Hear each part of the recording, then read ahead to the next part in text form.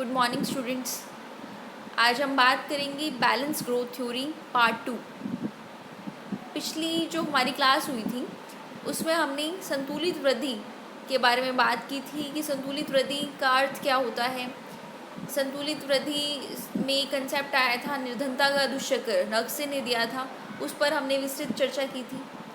विभिन्न क्षेत्रों के मध्य संतुलन कैसे स्थापित किया जा सकता है, घरेलू तथा विदेशी व्यापार में संतुलन, कृषि उद्योग में संतुलन, इस पर हमने बात की थी।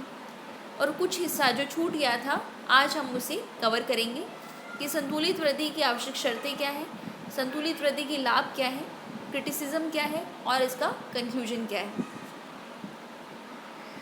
Essential conditions for balance growth, सबसे पहले ये हम पढ़ेंगे कि संतुलित वृद्धि के लिए कौन कौन सी आवश्यक शर्तें हैं। नंबर 1 है सरकारी हस्तक्षेप, जिसे हम इंग्लिश में कहते हैं गवर्नमेंट इंटरवेंशन, स्टेट इंटरवेंशन। सरकारी हस्तक्षेप द्वारा हम संतुलित वृद्धि कर सकते हैं। ये एक बेसिक और एसेंशियल कंडीशन है किसके लिए, बैलेंस ग्रोथ के लिए। अब सरकार हमें किस प्रकार हेल्प कर सकती है। गवर्नमेंट जो है वो कानून व्यवस्था को लागू करने में और उसको कायम रखने में हेल्प करती है। गवर्नमेंट टैक्सेशन के द्वारा या डेट ऋण के द्वारा, वित्तीय घाटे के द्वारा साधनों को एकत्रित करती है। हमारे पास फाइनेंशियल रिसोर्सेज कहाँ से आते हैं, गवर्नमेंट के थ्रू आते हैं, चाहे वो टैक्स लगाएं, ऋण लगाएं, वित्तीय घाटे, जिस भी तरह से, जिससे संतुलित वृद्धि की जो वित्तीय आवश्यकताएं हैं वो पूरी हो सके। इंडस्ट्रीज़ को ज़रूरत है तो गवर्नमेंट किसी भी तरीके से उन्हें लोन प्रोवाइड करवा सकती है। अगर किसी के पास अधिक है तो वो टैक्स पे लगा सकती है। तो इस तरह से जो फाइनेंशियल ज़रूरतें होती हैं वो पूरी हो जाती हैं। संतुलित वृद्धि के तर्क को सरकारी हस्तक्षेप के बिना क्रियात्मक रूप नहीं दिया जा सकता। गवर्नमेंट का इंटरवेंशन क्या है इसमें ज़रूरी है। सरकार कानून व्यवस्था को लागू करती है तथा कायम रख सकती है। सरकार उचित धनराशि करों, ऋणों तथा वित्तीय घाटे जैसे साधनों द्वारा एकत्रित कर सकती है ताकि संतुलित वृद्धि की वित्तीय आवश्यकताओं को पूरा किया जा सके। सरकार उत्साहवर्धक तथा क्षतिपूरक खर्च वाली नीतियों द्वारा घरेलू निजी निवेश को प्रोत्साहित करती है। ये उत्साहवर्धक नीति होती है पम्प प्राइमिंग पॉलिसी, जहाँ पर इन्वेस्टमेंट की ज़रूरत होती है, गवर्नमेंट बहुत अधिक मात्रा में वहाँ पर क्या होता है, पैसा इन्वेस्ट कर देती है। ऐसी पॉलिसीज़ बनाती है जिससे प्राइवेट इन्वेस्टमेंट को क्या मिलता है, बूम मिलता है। इसके अतिरिक्त अंतर्राष्ट्रीय शांति तथा सहयोग संतुलित विकास के लिए अति आवश्यक है। चाहते हैं हम सब कि इंटरनेशनल पीस बना रहे, कॉपरेशन रहे, तो इसमें भी गवर्नमेंट का बहुत बड़ा रोल होता है, क्योंकि सरकार जो है वो विदेश नीति द्वारा इसे स्थापित कर सकती है। इस प्रकार हम कहते हैं कि essential condition for balance growth सबसे पहले कौन सी है, गवर्नमेंट इंटरवेंशन। सरकारी हस्तक्षेप होगा तो संतुलित वृद्धि हो सकेगी, क्योंकि सरकार फाइनेंशियल रिसोर्सेज प्रोवाइड करवाएगी, सरकार इंटरनेशनल पीस स्थापित करेगी, लॉ एंड ऑर्डर स्थापित करेगी, कौन, गवर्नमेंट। इससे क्या होगा, जो ग्रोथ है हमारी वो कैसी हो जाएगी, बैलेंस्ड हो जाएगी। दूसरे नंबर पर जब बात आती है वो है योजनाओं का निर्माण तथा क्रियान्वयन करना, formulation and implementation of plan. कोई भी योजना है, हम कोई भी काम करते हैं तो उसके लिए पहले योजना बनानी आवश्यक होती है। प्लानिंग क्या होती है, प्लानिंग होती है estimate our economic resources and allocate this resources to our national priority. भाई एस्टिमेट करना कि हमारे पास क्या क्या चीज़ें हैं और फिर इन चीज़ों को हमारी राष्ट्र की प्रायिकता के आधार पर एलोकेट कर देना। अब यहाँ बेसिक चीज़ है कि योजनाओं का निर्माण करना ज़रूरी है और तथा क्रियान्वयन करना भी जरूरी है। विभिन्न क्षेत्रों में अनुकूलता एवं सौहार्द स्थापित करने हेतु विकास योजनाओं का निर्माण तथा उन्हें लागू करना आवश्यक है। संतुलित वृद्धि का तात्पर्य विभिन्न क्षेत्रों की वित्तीय एवं भौतिक लक्ष्य को सुनिश्चित करना और उनकी आवश्यकताओं के अनुसार साधनों का बुद्धिमत्ता से आवंटन करना है। सामाजिक आर्थिक उद्देश्यों के आधार पर प्राथमिकताएं निश्चित हो। यह सभी कार्य विकास योजनाओं के निर्माण तथा उनकी क्रियान्विति द्वारा ही पूरे किए जा सकते हैं। योजना संतुलित वृद्धि की सामाजिक आर्थिक उद्देश्यों को प्राप्त करने का एक माध्यम है। नेक्स्ट, सरकार के विभिन्न विभागों में तालमेल, coordination among different departments of the government. योजना जो होती है वो केवल विभिन्न विकास कार्यक्रमों को लागू करने का मार्ग बताती है। कोई भी पॉलिसी है उसको कैसे लागू किया जाए, परंतु जो उसका इम्प्लीमेंटेशन होता है वो कहाँ होता है, गवर्नमेंट डिपार्टमेंट्स में होता है। पॉलिसी आपने बना दी, दैट्स ओके, लेकिन इम्प्लीमेंटेशन कहाँ होगा, डिपार्टमेंट पे होगा। सरकार की विभिन्न विभागों का काम है। उदाहरण के रूप में हम कह सकते हैं, जैसे एग्रीकल्चर से रिलेटेड पॉलिसीज़ का जो काम है वो क्रियान्वयन कौन करेगा, एग्रीकल्चर डिपार्टमेंट। जो इंडस्ट्रीज से रिलेटेड काम है वो कौन करेगा, इंडस्ट्रियल डिपार्टमेंट। तो संतुलित वृद्धि का तात्पर्य विभिन्न विकास नीतियों में तालमेल स्थापित करना है, ताकि सभी क्षेत्र संतुलित ढंग से आगे बढ़ें। ये जो विभाग है इनमें कॉपरेशन होना बहुत ज़रूरी है। यदि कॉपरेशन होगा तो संतुलित वृद्धि होगी। यदि विभिन्न विभाग व्यक्तिगत इकाई के तौर पर काम करते हैं और उनमें कोई तालमेल या सहयोग नहीं है, तो संतुलित वृद्धि की जो रणनीति है वो सफल नहीं हो पाएगी। सरकार के विभिन्न विभागों में तालमेल और सहयोग का होना बहुत ज़रूरी है। नेक्स्ट है सार्वजनिक सहयोग, इसे कहते हैं पब्लिक कोऑपरेशन इंग्लिश में। हम क्या पढ़ रहे हैं, दोबारा रिमाइंड करवा दूँ, हम पढ़ रहे हैं essential conditions for balance growth. संतुलित वृद्धि के लिए आवश्यक शर्तें कौन कौन सी हैं। नंबर 1 स्टेट इंटरवेंशन, सरकारी हस्तक्षेप। नंबर 2 योजनाओं का निर्माण करना। नंबर 3 सरकार के विभिन्न भागों में तालमेल, जो गवर्नमेंट डिपार्टमेंट हैं उनमें कॉपरेशन होना चाहिए। और नंबर 4 है पब्लिक कॉपरेशन, सार्वजनिक सहयोग।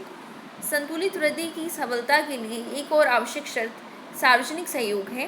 भारत जैसे प्रजातंत्र देश में यह शर्त न केवल राजनीतिक स्थिरता हेतु जरूरी है, बल्कि आर्थिक उन्नति के लिए भी जरूरी है। दूसरे विश्व युद्ध के पश्चात वृद्धि का कारण सार्वजनिक सहयोग था। यहाँ ये जो भूत लिखा हुआ है इसके जगह आएगा जापान की अर्थव्यवस्था, आधारभूत जापान की अर्थव्यवस्था, जापान की अर्थव्यवस्था,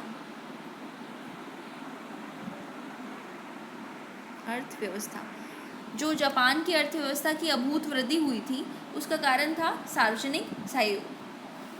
तो सार्वजनिक सहयोग ऐसी गतिशील शक्ति है जो सभी चीज़ों को संभव बना देती है। यदि हम चाहते हैं कि सभी मिलकर एक ग्रोथ करें तो इसके लिए कॉपरेशन बहुत ज़रूरी है। पब्लिक कॉपरेशन की वजह से बैलेंस ग्रोथ हम कर सकते हैं। तो ये सब क्या थी, essential conditions for balance growth. Next है संतुलित वृद्धि के लाभ। संतुलित वृद्धि का जो पहला लाभ है वो है संतुलित क्षेत्रीय विकास, बैलेंस्ड रीजनल डेवलपमेंट। संतुलित वृद्धि सिद्धांत का अभिप्राय है अर्थव्यवस्था के सभी क्षेत्र एक साथ अग्रसर हो और साधन आवंटन के विषय में किसी क्षेत्र का साथ भेदभाव न हो। संतुलित क्षेत्रीय विकास मतलब सभी सेक्टर्स जो हैं वो एक साथ ग्रो करें, किसी में भी डिस्क्रिमिनेशन ना हो, भेदभाव न हो। योजना अधिकारियों द्वारा सभी क्षेत्रों के विकास आरंभ किए जाएंगे तो संतुलित क्षेत्रीय विकास को बल मिलेगा। सब जगह पर एक जैसा विकास होगा, बैलेंस्ड रीजनल डेवलपमेंट होगा। सेकंड है बाजार का बड़ा आकार। संतुलित वृद्धि का एक और लाभ बाजार का बड़ा आकार है। अल्प विकसित अर्थव्यवस्थाओं को बाजारी अपूर्णताओं का समस्याओं का सामना करना पड़ता है। इस समस्या का समाधान संतुलित वृद्धि रणनीति को अपनाने से तथा उसको लागू करने से हो जाता है। नंबर 3 है श्रम विभाजन।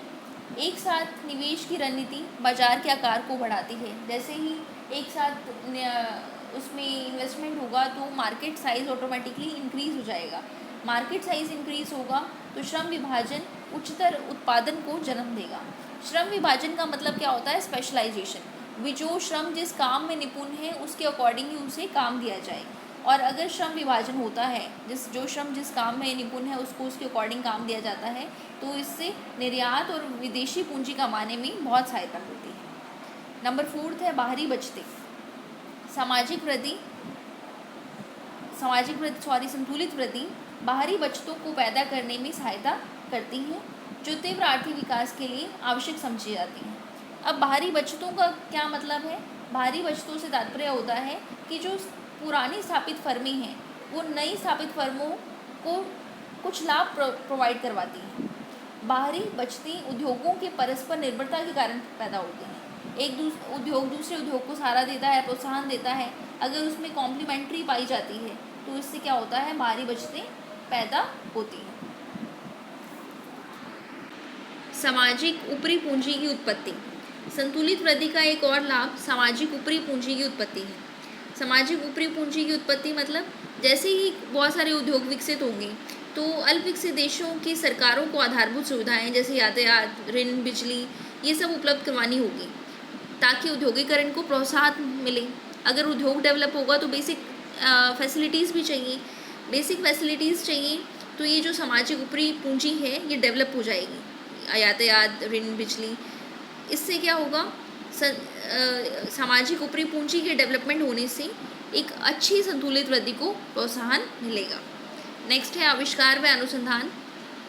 संतुलित वृद्धि अर्थव्यवस्था की विभिन्न क्षेत्रों में आविष्कार व अनुसंधान को प्रोत्साहित करती है। जब विभिन्न उद्योग एक साथ विकसित होते हैं तो उनमें कंपटीशन डेवलप होगा।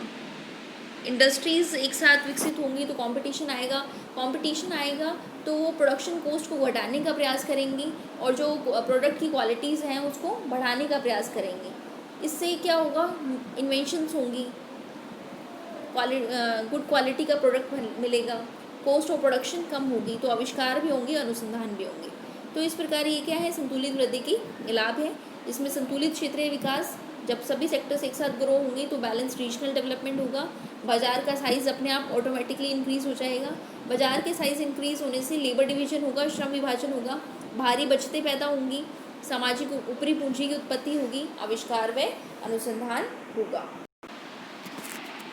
नेक्स्ट है आलोचनात्मक मूल्यांकन। अल्प विकसित देशों के लिए संतुलित वृद्धि ही अच्छी है, इसकी बहुत आलोचना की है। हर्षमैन, सिंगर, कुरिहारा जैसे अर्थशास्त्रियों ने, उन्होंने आलोचना का निम्न आधार लिए हैं आलोचना करने के लिए। पूंजी का अभाव, डेफिशिएंसी ऑफ कैपिटल। उन्होंने कहा कि संतुलित वृद्धि प्रक्रिया में पूंजी अभाव के कारण कई कठिनाइयों का सामना करना पड़ता है। संतुलित वृद्धि यानी हम बहुत सभी सेक्टर्स को एक साथ ग्रो करते हैं। एक साथ ग्रो करने के लिए हमें बहुत अधिक मात्रा में क्या चाहिए, पूंजी चाहिए, लेकिन अल्प विकसित देशों में इतनी पूंजी को जुटा पाना आसान नहीं होता। तो ये एक बहुत बड़ा कारण रहता है, बैलेंस्ड ग्रोथ करने के लिए भी पूंजी का अभाव पाया जाता है। सेकंड है अन्य साधनों की अपर्याप्तता। भी बैलेंस ग्रोथ करना है तो इसके लिए सिर्फ पूंजी होना आवश्यक नहीं है, बहुत सारे अन्य साधन भी चाहिए हमें, जैसे सस्ती बिजली, कच्चा माल, सस्ता श्रम, यातायात सुविधाएं, इन सब चीज़ों की आवश्यकता होती है। अच्छे टेक्नीशियंस चाहिए, व्यावसायिक व्यक्ति चाहिए, इंजीनियर्स चाहिए। तो ये सब चीज़ें भी बहुत ज़रूरी है संतुलित वृद्धि के लिए।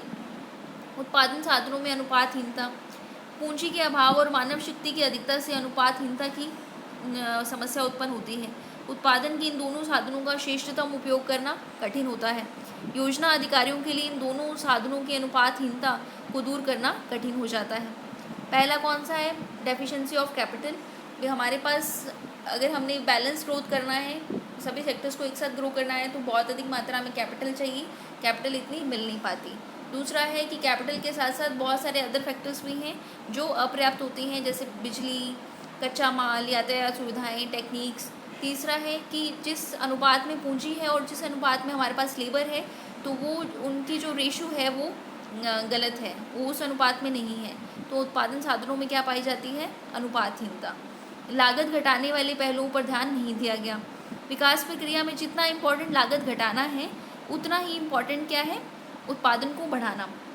विकास रणनीति जो उत्पादन को अधिकतम करने पर बल देती है और लागत को न्यूनतम करने वाले पहलुओं को इसने नज़रअंदाज किया है या संतोषजनक इसकी स्थिति नहीं समझी जा सकती। फिफ्थ है अल्प विकसित देशों के लिए विलासिता।